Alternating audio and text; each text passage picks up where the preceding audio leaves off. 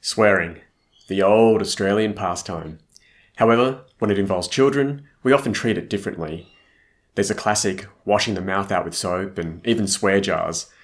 Riki, what's the issue? I think you've already nailed it, that it's two separate things. One, it's seen as one thing for adults and then an entirely different thing for children. Yeah. And I think that's probably where we kind of go wrong.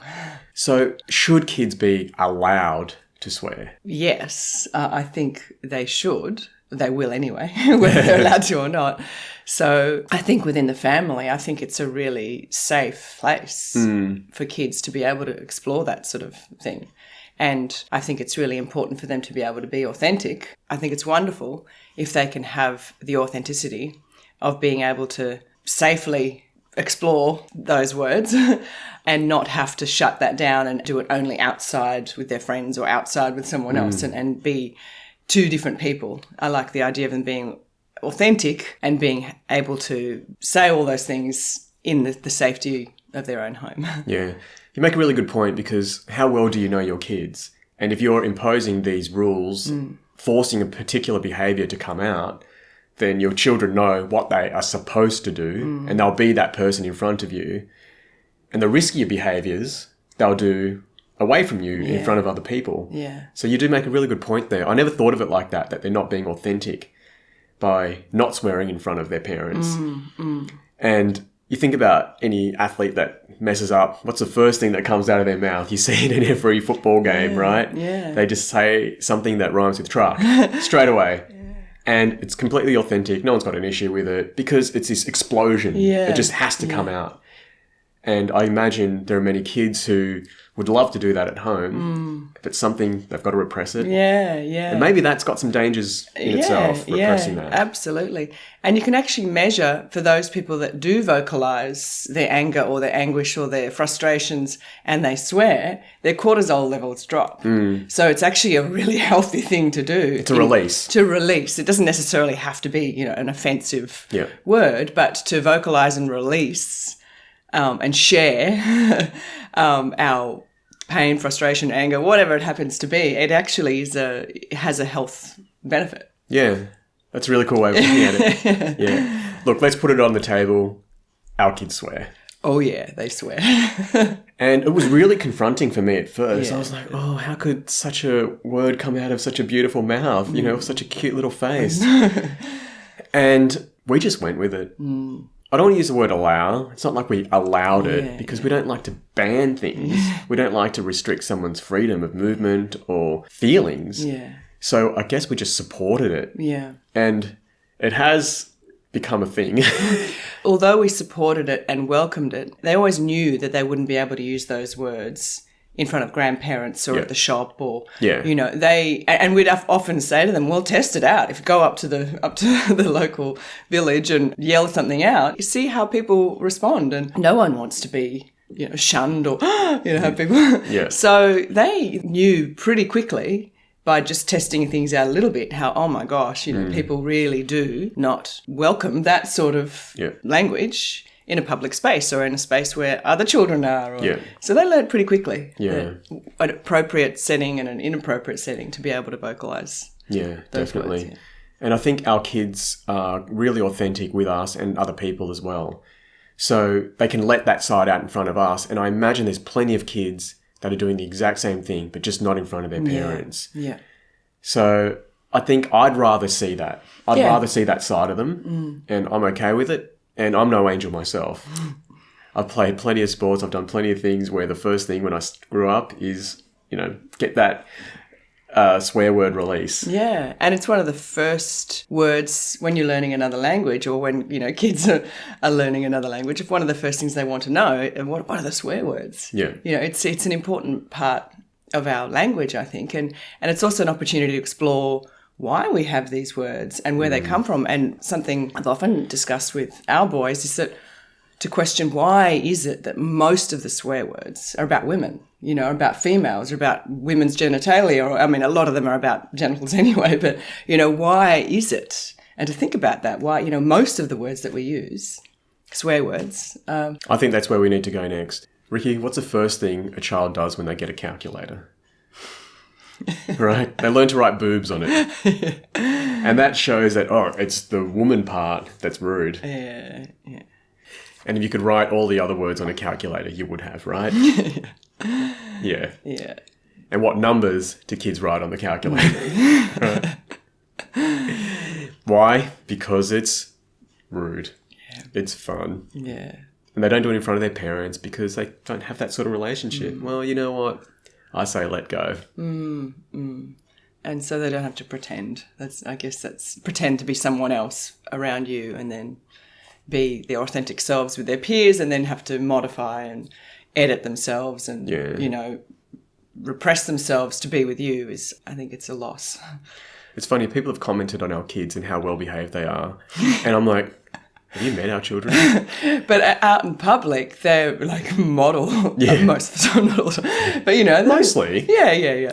But at home, my goodness. Yeah. I mean, you should have... Did you hear what our youngest was saying to me as we were going to sleep? It was hilarious. It was like so many swear words, but it was really funny. Yeah. And I always said to him, I'm glad you can explore all these words safely right here, right now. Exactly. He's got it out of his system.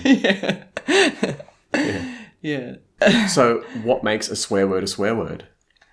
Intention, I guess, and the way when you think of a female dog, but when it's used towards a woman, it's a totally different and said with great disgust or anger or, it becomes a really horrible word. So you think intent is what makes something rude? I think so. Okay. Yeah. I've been thinking about this topic. It's been a tough one for me because I've been like, why? Like, it's just a sound. You can put those letters in the word truck and there's nothing rude about it.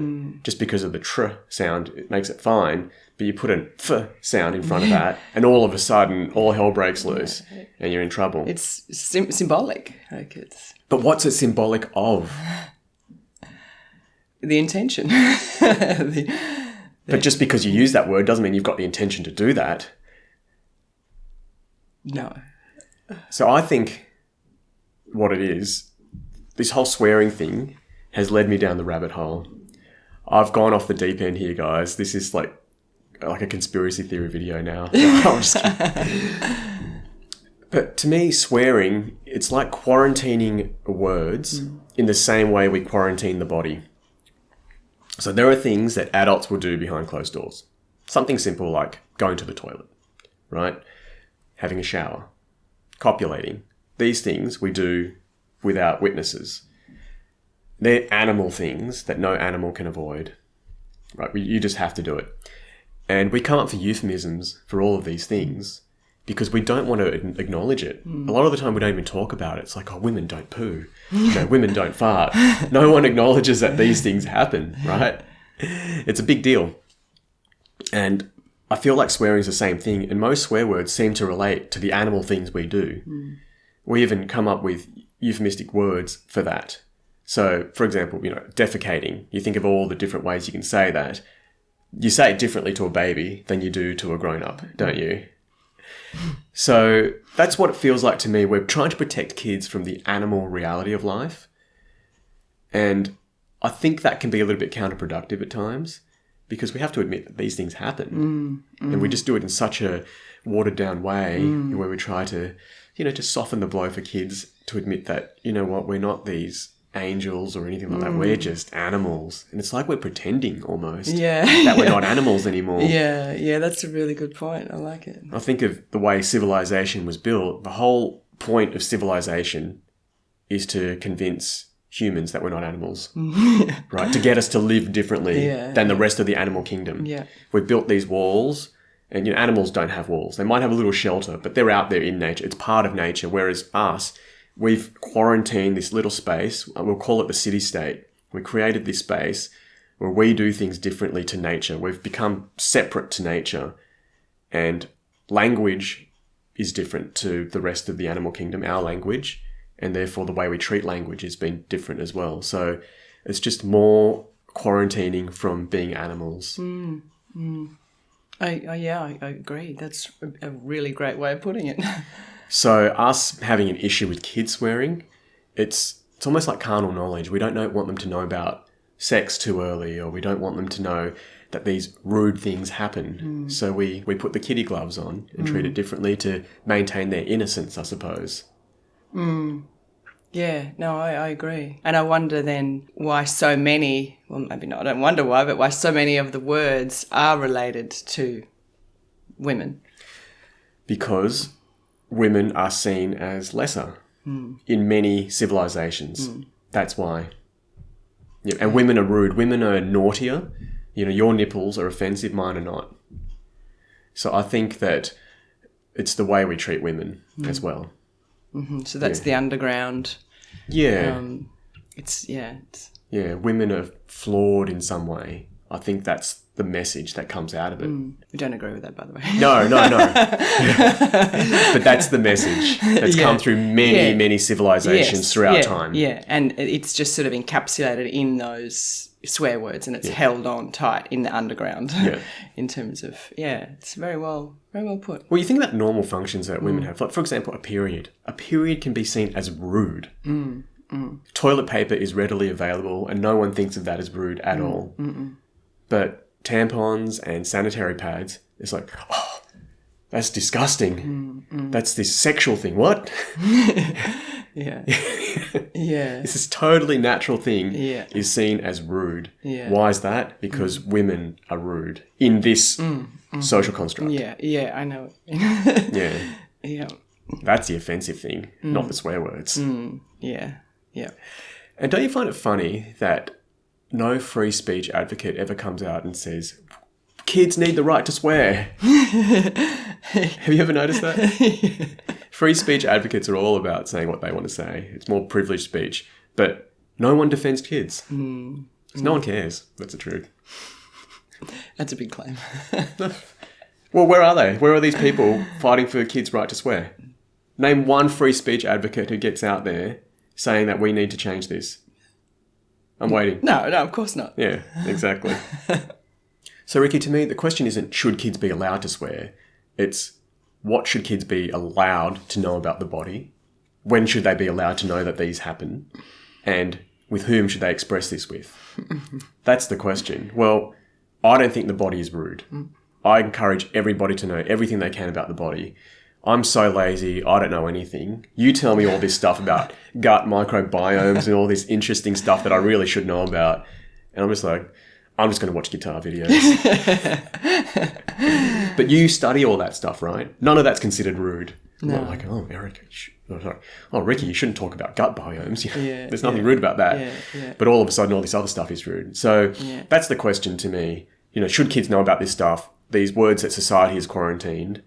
Well, kids do need to know about that. Well, when should they know about it? Well, I guess as their natural curiosity develops, right? They should know everything from poop to sex. And it should be when they want to. And also starting with calling body parts their actual names when they're babies as well. So, right. And I remember one of the discussions we had with our eldest when he'd say, why does someone refer to a penis as a willy or something? He's like, it's a willy. Why do I call it a willy? So, oh wow, I've forgotten that. From the very beginning it was that it was the correct name. So that. And there are some euphemisms that are more acceptable than others,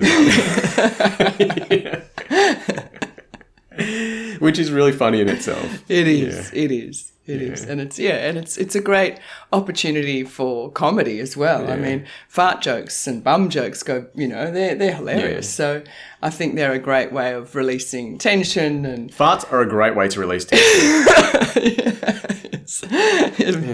Yes. So there's so many different opportunities and for exploration, and one of them, of course, being the safety of exploring the dark side of life, as well as then you've got the opposite. You've got the comedy and the lighter side of life. No matter how old you get, fart jokes are always funny. Yeah. That never changes. No. So there we go. That's our opinion, our unexpert opinion. Two people on the internet just running their mouths, because that's what you do when you're on the internet. You just have a stupid opinion that no one really has to pay any attention to, and you don't have to either. But we would love to know what you think about children swearing. Do you let your children swear? How do you feel about it when you hear people swearing? We'd love to know. So leave us a comment down below. Give us a like if you enjoyed this video. Personally, We're just going to let our kids live their lives, let them explore all aspects of themselves with us so that we can guide them through this crazy place, right? This crazy existence. Yeah. These city-state walls that try to make us be something other than the animals that we are. Let's see where it leads. Thank you. Thank you.